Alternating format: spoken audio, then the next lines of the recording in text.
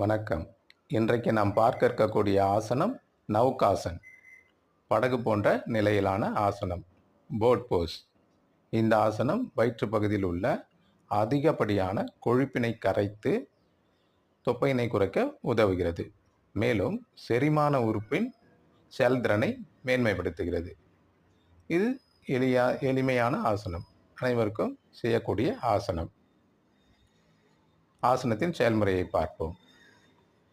முதலில் கால்களை முன்புறமாக 45 டிகிரி கோணத்தில் முன்புறமாக நீட்டி கைகளை பக்கவாட்டில் வைத்து இப்படியே